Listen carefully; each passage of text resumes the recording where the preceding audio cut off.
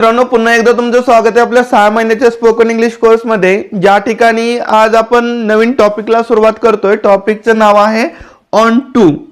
म्हणजे दिवसभरामध्ये आपण जे वाक्य बोलतो त्याच्यामधील असे वाक्य की ज्यांच्या शेवटी च आहे अशा प्रकारचा उच्चार निघतो, किंवा सब्जेक्टला एखादं काम करायचं आहे, ठीक आहे, असं बोलतो त्यावेळेस आपण ऑन टू चा वापर करतो. ह्याला आपण आजच्या व्हिडिओमध्ये शिकणार आहोत, किंवा याच्यावरती पहिला जो व्हिडिओ आहे तो आज आपण बनवत आहोत. ठीक आहे, तर बघा मित्रांनो, आतापर्यंत आपण काय काय शिकलो. आतापर्यंत आपण शिकलो की वाक्यामध्ये सब्जेक्ट, ऑब्जेक्ट आणि वर्ब कसे शोधायचे. सब्जेक्ट, ऑब्जेक्ट आणि वर्ब यांना कसं शोधायचं हे शिकलो. त्याच्यानंतर आपण शिकलो प्रोनाउन्स. काय शिकलो? प्रोनाउन्स. नाऊनच्या जागेला वापरावा किंवा नाऊनचं रिपिटेशन होऊ नये म्हणून ज्या शब्दाचा वापर केला जातो त्याला प्रोनाउन्स म्हणतो. त्याच्यानंतर आपण प्रेपोजिशन शिकलो. प्रेपोजिशन, जे 11 महत्वाचे प्रेपोजिशन आहेत ते शिकलो. त्याच्यानंतर आपण कॅन या टॉपिकला सुरुवात केली. कॅन म्हणजे दिवसभरामध्ये आपण जे वाक्य बोलतो त्याच्यामधील असे वाक्य की ज्यांच्या शेवटी शकतो, शक्ती, शकते असा उच्चार निघतो, किंवा एखाद्याची क्षमता दाखवण्यासाठी, एखाद्याला परवानगी आहे असं सांगण्यासाठी ज्या वाक्यांचा वापर केला जातो ते कॅन मध्ये येतात. आणि कशा प्रकारे एका वाक्याच्या प्रकाराला कसं ट्रान्सलेट करायचे आपण शिकलो. त्याच्यामधील होकारार्थी वाक्य असतील, प्रश्नार्थी वाक्य असेल, नकारार्थी वाक्य असेल, नकारार्थी प्रश्नार्थी वाक्य असेल, WH प्रश्नार्थी वाक्य असेल आणि WH नकारार्थी प्रश्नार्थी वाक्य असेल, तर प्रत्येक वाक्याला आपण व्यवस्थितपणे शिकलो. त्याच्यानंतर याच्यावरती मोठमोठे वाक्य कसे ट्रान्सलेट करायचे हे सुद्धा शिकलो. त्याच्यानंतर आपण काय शिकलो? शुड हा टॉपिक. शुड. आता शुड म्हणजे काय? ज्या वाक्यांच्या शेवटी करायला पाहिजे किंवा करायला हवं अशा प्रकारचा उच्चार निघतो, किंवा एखाद्याला सल्ला देण्यासाठी ज्या वाक्यांचा वापर केला जातो ते वाक्य शुड या टॉपिकमध्ये येतात. आणि याच्यामधले 6 प्रकारचे वाक्य कसे ट्रान्सलेट करायचे हे सुद्धा आपण व्यवस्थितपणे पाहिले. तसेच मागच्या व्हिडिओमध्ये आपण पाहिले की शुड या टॉपिकवरती मोठमोठे वाक्य कशा प्रकारे ट्रान्सलेट करायचे. तर बघा मित्रांनो, आज आपण शिकतोय वॉन्ट टू या टॉपिकला सुरुवात करतोय. On to. तर बघा, पहिला प्रकार असतो तो असतो होकारार्थी वाक्य. काय असतं? होकारार्थी वाक्य. आणि होकारार्थी वाक्य याला इंग्लिशमध्ये आपण काय म्हणतो? Affirmative sentence. Affirmative sentence. जसं वाक्य आहे, प्रकाशला IPS ऑफिसर बनायचं आहे. प्रकाशला IPS ऑफिसर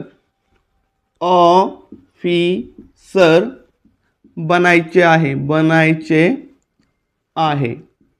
हे झालं होकारार्थी प्रकारचं वाक्य. प्रकाशला IPS ऑफिसर बनायचे आहे. आता ह्याच वाक्याला ज्यावेळेस आपण का लावतो त्यावेळेस प्रश्नार्थी वाक्य बनतं. कसलं वाक्य बनतं? प्रश्नार्थी. प्रश्नार्थी वाक्य, ज्याचं उत्तर आपल्याला हो किंवा नाही अशा शब्दात द्यायचं असतं. प्रश्नार्थी वाक्य. काय करणार? ह्याच वाक्याच्या शेवटी का लावणार. कसं? प्रकाशला IPS ऑफिसर बनायचे आहे का?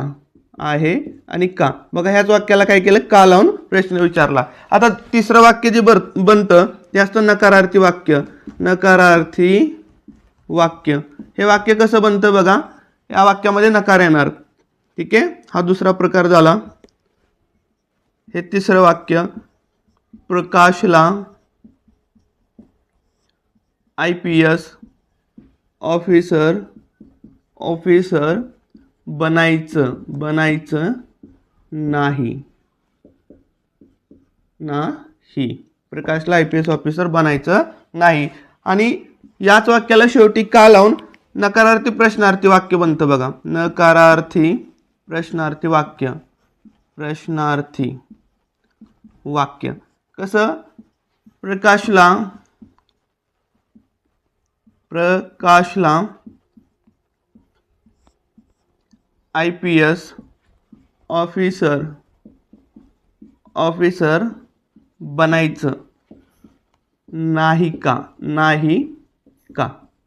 बघा, हे 4 प्रकार आपण शिकलो. एक होकारार्थी वाक्य, प्रश्नार्थी वाक्य, नकारार्थी वाक्य आणि नकारार्थी प्रश्नार्थी वाक्य. आता काही असे शब्द आहेत, का, कोठे, कसा, केव्हा, तर ह्या शब्दांचा वापर करून ज्यावेळेस प्रश्न विचारला जातो त्यावेळेस WH प्रश्नार्थी वाक्य म्हणतो आपण त्याला. काय? WH प्रश्नार्थी वाक्य.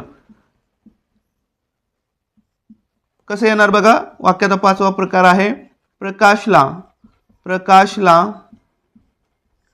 का IPS ऑफिसर बनायचं आहे आणि प्रश्नचिन्ह. प्रकाशला का IPS ऑफिसर बनायचं आहे, वाक्याचा 5वा प्रकार.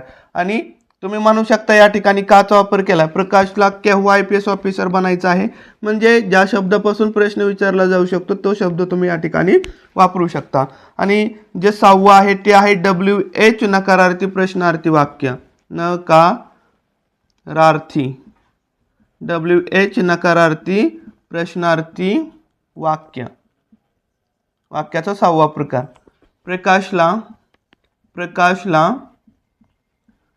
का IPS ऑफिसर बनायचं नाही आणि प्रश्नचिन्ह.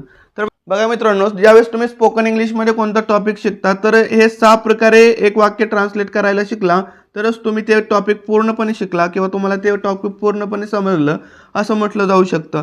ठीक आहे. तर बघा, हे 6 प्रकारे शिकणं खूप महत्त्वाचं आहे, म्हणून आजचा हे व्हिडिओ आपण बनवतोय. तर या ठिकाणी 3 वाक्य तुमच्यासाठी दिली गेलेली आहे, त्याला नक्की तुम्ही कमेंट बॉक्समध्ये ट्रान्सलेट करा, जेणेकरून तुमचा सराव होऊन जाईल. आणि पुढच्या व्हिडिओमध्ये आपण होकारार्थी वाक्य आणि प्रश्नार्थी वाक्य कसे ट्रान्सलेट करायचे व्यवस्थितपणे समजून घेऊया.